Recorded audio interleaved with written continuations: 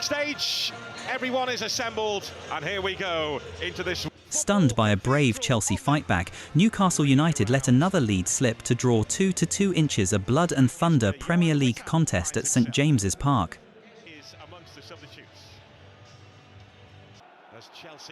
After strolling through the first half, as Walter Modest struck twice within 20 minutes, the Magpies then had their wings clipped by a vastly improved away side. First, James pulled one back with a truly brilliant free kick before more Chelsea pressure paid off midway through the second half. Found by a superb Sanchez pass, João Pedro embarked on a solo run towards the box and beat Rams de Leto level the match. Thereafter, both sides traded half chances and numerous yellow cards as the game descended into an old-fashioned scrap. Ultimately, the hosts' superior expected goals value, 2.26 compared to the visitors' 1.25, wasn't reflected in the scoreline. Newcastle have now dropped 13 points from winning positions in the Premier League this season, also going 10 top-flight games without keeping a clean sheet for the first time under Howe. Maresca won't be content either, but his team at least showed some spirit after such an insipid first half. Next time out, Newcastle will visit Manchester United, while Chelsea are set to host Aston Villa next Saturday. On his weaker side, and then back to Pedro Neto and João Pedro! And get Chelsea level again. And the chance to get goal side. And as how this game has changed here. Garnacho! But here's Johan Visa. Harvey Barnes could be in here. He is from Barnes at that stage, and yet he gets back. On this side of the pitch, Caicedo going for the heart of Newcastle United. Confront him. He's just cut across it. Elanga linking up with Guimaraes. Here is Barnes! But at the other end, just before that, Barnes is up there with him, and Wissa. It's Elanga! Driving quite late. I think if he does from a winning position again. Two teams are visitors. A team near the top. Manchester City go temporarily top of the Premier League with a routine 3-0 win against lowly West Ham. Haaland gave the hosts the lead after just 5 minutes, powering home at the second time of asking after an initial Areola save. As the Hammers struggled to get an offensive foothold in the first half, Reinders and Haaland continued to look threatening as City ramped up the pressure to grab their second approaching the interval. In the 38th minute, Cherki won the ball back, fed Haaland in the box, and he found Reinders to slam high above the Irons keeper from close range. With that cute assist, Haaland notably notched his 200th goal involvement in Europe's top 5 leagues, presenting a near-superlative 165 goals and 35 assists in just 165 games. Chart-topping Haaland ended the day on 19 Premier League goals, bagging his brace in the 69th minute as Lewis poked the ball through after a Savinho breakaway on the right. Todibo failed to clear, and the Norwegians smashed it home with supreme confidence. The league's top scorer nearly made it a trifecta of goals in stoppage time, yet could only drag wide.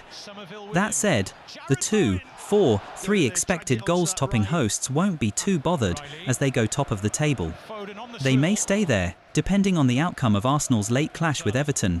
West Ham failed to work above their 0.99 expected goals and remain in 18th place.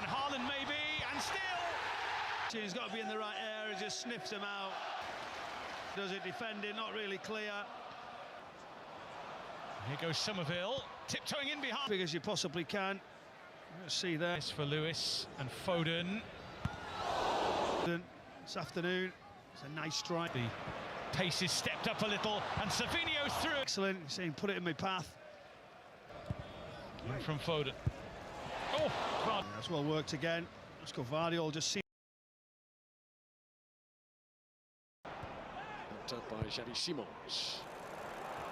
Despite having more men for over an hour, Liverpool ultimately have to hang on for a 2-1 away win over Tottenham. When Simons was sent off for fouling Van Dijk in the first half following an intervention from VAR, it seemed that victory was inevitable for the Premier League champions. Spurs held out until the 56th minute, but goals from half-time sub Isak, who then had to come off injured, and Ekitike seemed to have sealed the deal. Yet, Frank threw on some substitutes more in hope than expectation, and his team hit back through Richarlison, setting up a frantic finale. Cards were produced at a remarkable rate in the closing stages, with Spurs skipper Romero receiving his second yellow to reduce the hosts to just 9 men. Still, Liverpool only limped over the line, surviving a couple of late scares to post their third straight win. Given their dominance of the ball, the Reds produced a meagre expected goals of 0.6 by the final whistle compared to 1.01 for their hosts, but they move up to 5th place nonetheless. Meanwhile, Tottenham stay 13th, piling more pressure on Frank. Their next game is a tough test away to Crystal Palace, while Liverpool will expect to build more momentum by beating Wolves next weekend. McAllister was stretching Fierce. After that little glance. Liverpool can't get it away, Richard!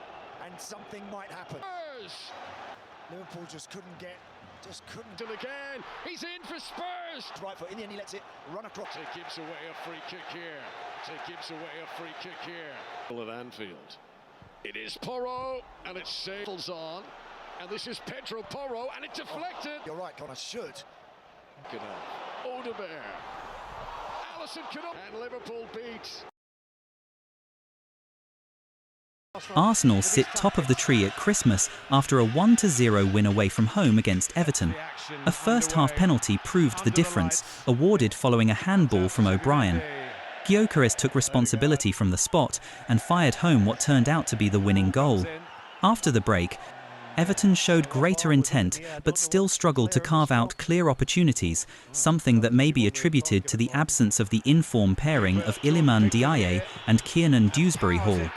The home side may feel aggrieved not to have been awarded a penalty less than 15 minutes into the second half, when Saliba appeared to catch Barry inside the area while attempting a clearance, but VAR stuck with the on-field decision. Arsenal came close to extending their lead on 2 occasions, striking the woodwork twice in quick succession, first through Trossard, who couldn't quite apply the necessary bend, and then Zubimendi, who was inches away from finding the bottom corner only for the upright to intervene. Mikel Arteta's side will sit top of the Premier League at Christmas, re-establishing a 2-point advantage over Manchester City. Everton remain in the top half and will look to build on that after Christmas when they travel to Burnley. Form of Manchester United.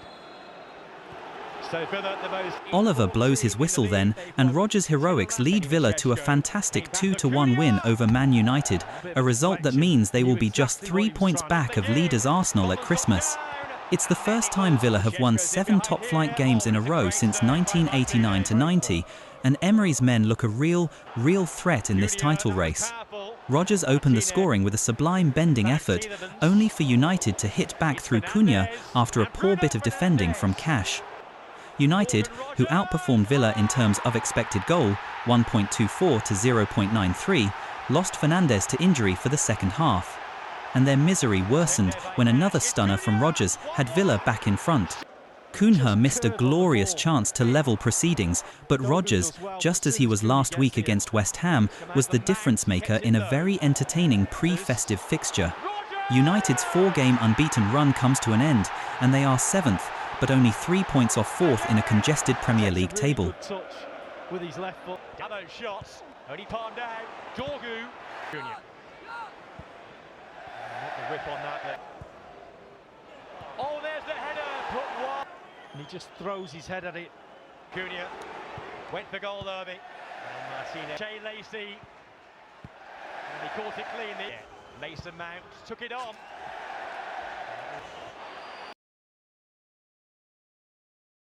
Week. After 102 minutes at Elland Road, the final whistle is finally blown to seal a 4-1 win for Leeds United over Crystal Palace. Well and truly in control at the break thanks to Calvert-Lewin's first-half brace, the Peacocks bloomed even more in the second period and racked up 3-0-5 expected goals in total. Stach and Gudmundsson had already gone close before Leeds struck gold from another set-piece, with Ampadu reacting quickest to pounce and score when Palace failed to clear Stach's corner. Further opportunities came and went for Rodon, Struijk and Stach, but Palace responded with chances of their own for Nketiah, Wharton and Pino, before winning a penalty when Perry clumsily brought down Uche. Devaney did the rest to make it 3-1 and register the bulk of the Eagles' 5-8 expected goals. But Leeds had another card to play from a late free kick, which Stach curled home from the edge of the box after Sosa's foul on Gruev was initially given as a penalty. A dominant 4-1 win gives Leeds a 6-point buffer to the bottom three going into Christmas, while Crystal Palace missed the chance to make ground on the top four, putting in arguably their worst display of the season and dropping to 8th as a result. The twists and turns of the English top flight continue at Elland Road as we gear up for the second half of what's already becoming an unmissable season.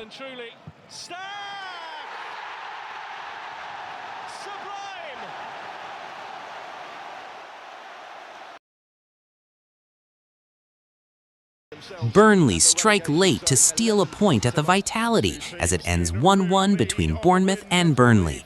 It was domination from the hosts for the majority of the match, where they could have been out of sight.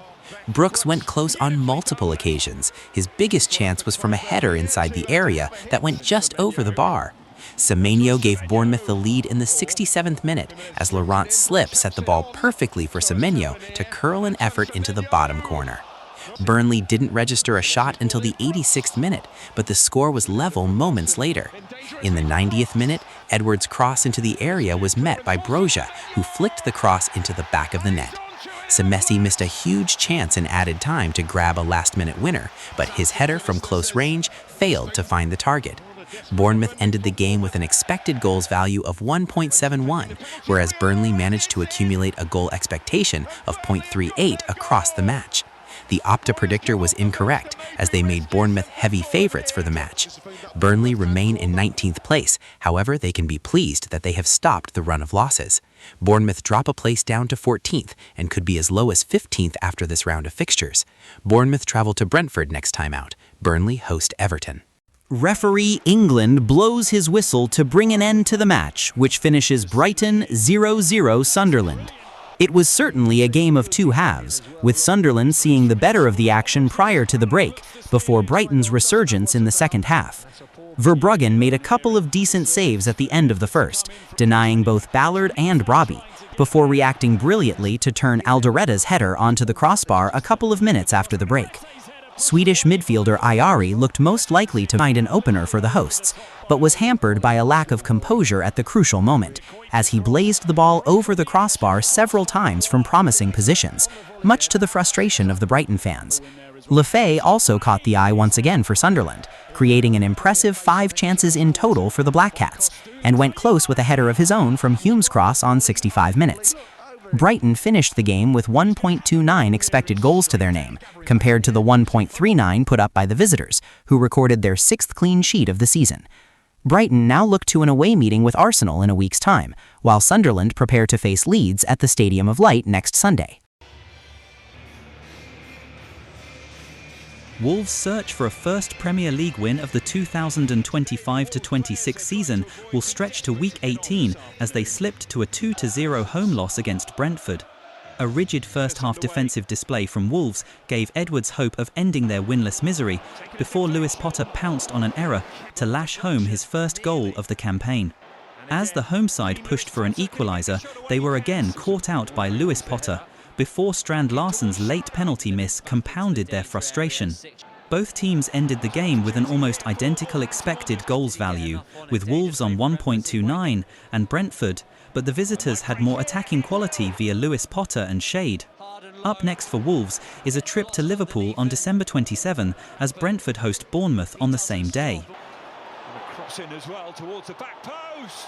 We're just trying to head it back across the goal. Momentarily at the start of this campaign, and goalkeeper, good first touch from Damsgaard. Lewis Potter. And again, the trouble. Chan Wang with a danger. Lewis Potter with another excellent side.